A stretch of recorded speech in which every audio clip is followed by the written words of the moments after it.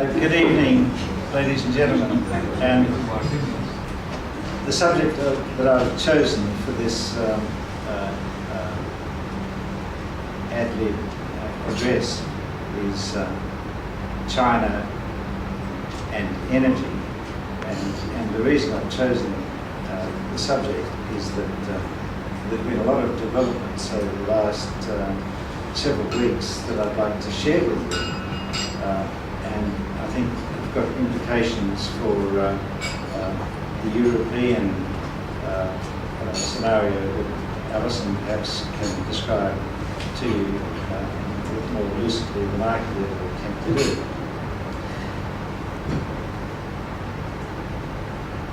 In December 2011, the Australian government issued an energy white paper, or a draft energy white paper.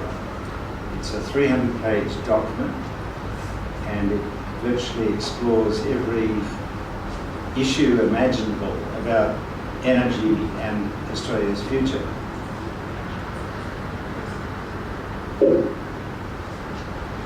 Two weeks ago, the Energy Policy Institute of Australia, of which I'm the Executive Director, held an event in Sydney called the Energy State of the Nation. And the Energy Minister, Martin Ferguson, opened the forum and referred to the critical importance to Australia of the energy economy, and in particular its relationship with the export markets. It may shock some of you to realise that actually 68% of the total energy that's produced in Australia is actually intended for overseas markets. So we only use 32% of our own energy here in the north. And you might say that well, that's a very precarious situation to be in, where we're dependent on overseas markets. But think about the incredible advantage and value that that's bringing to the Australian economy. The billions of dollars of export revenues that are flowing into this economy, which aren't flowing into other economies around the world, from the export of energy. It's principally coal, which is a very old-fashioned fossil energy, and largely catching up quite fast is LNG, which is just natural gas which is liquefied for the purpose of transporting it by ship, again to foreign markets. And in all of this, China emerges as being the key nation, the key customer. And the minister, when he introduced the energy white paper at the forum a week or so ago, emphasised the importance of catering for the energy needs of Australia's customers, principally China and traditionally, of course, Japan, but increasingly in the future India, as the principal customers. But also the importance of ensuring that domestic Australia isn't left behind, that manufacturing industry in Australia doesn't cop these increased energy prices which are going to put them out of business. Because that's increasingly looking as though it may be one of the outcomes.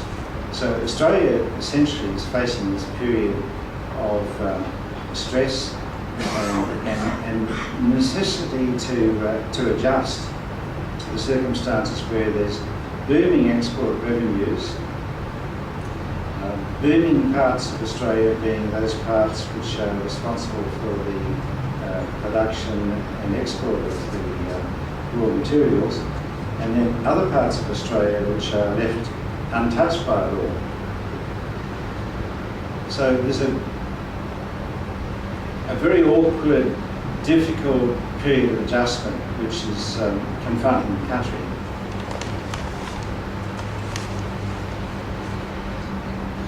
big dilemma that governments face, or the Australian government now faces, is how to accommodate the two, how to enable Australia to profit from this enormous export opportunity, which is creating boom conditions in certain parts of the economy, yet to preserve for Australia the way of life and the standard of living and the jobs that we've taken for granted in our normal occupations.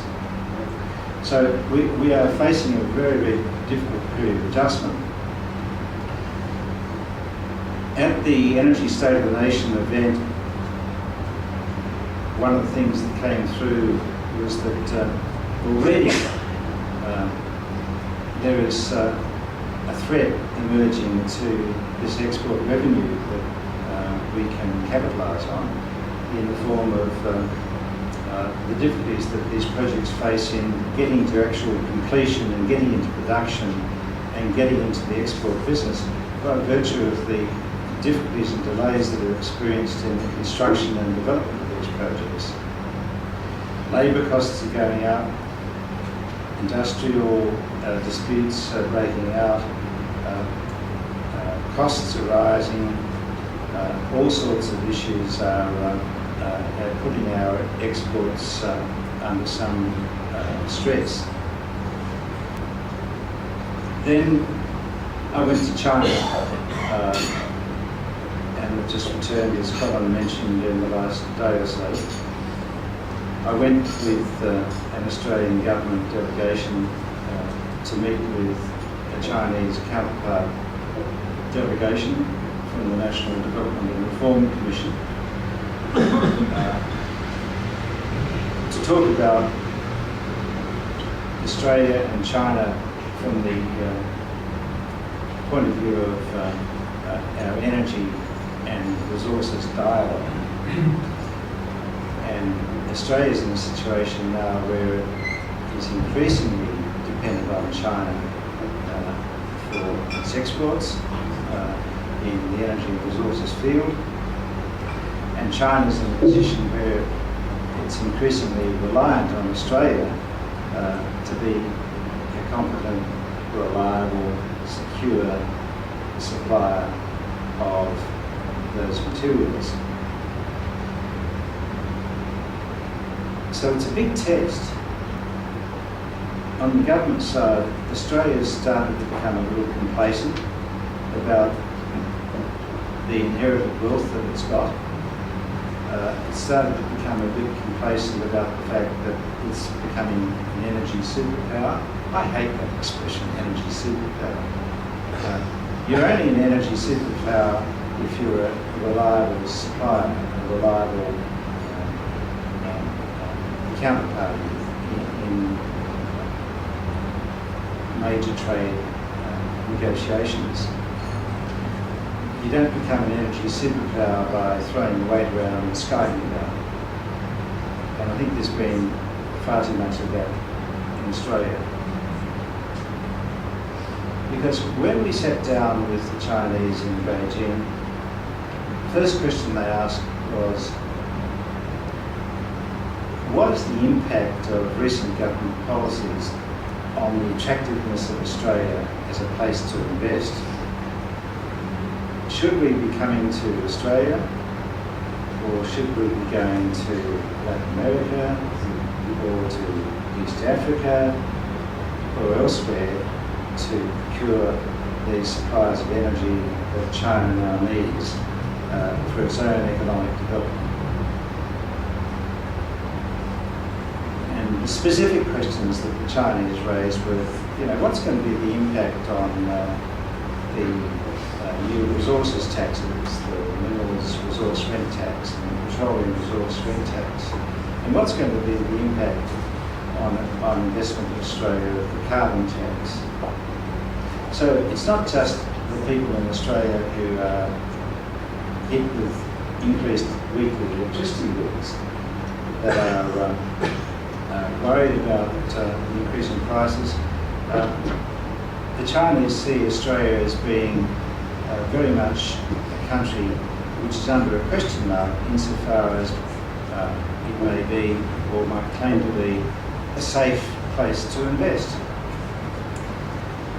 So we are at a very tricky, ticklish, awkward time in our relationship. And I think there's a time here for some cool thinking and cool heads. And in this regard, I must say that I do compliment the Prime Minister on her initiative in introducing the study on Australia in the Asian century. The Australian Institute of International Affairs has had meetings with the members of the inquiry committee that have been charged with the responsibility of producing the white paper. And it's fair to say that our relationship now with Asia is challenged not just by all of the traditional obvious obstacles, such as the language barrier, the cultural barrier, the distance barrier, but it's challenged now by the economic barriers and the relationship barriers and the trade and investment barriers. Therefore, it's very timely that the Institute should be thinking about how it should respond and how it should provide input to this inquiry, which, as I say, the Prime Minister has initiated, and where the Secretary of the Treasury, Ken Henry, has been appointed the chairman of the committee to come up with a white paper, a draft white paper.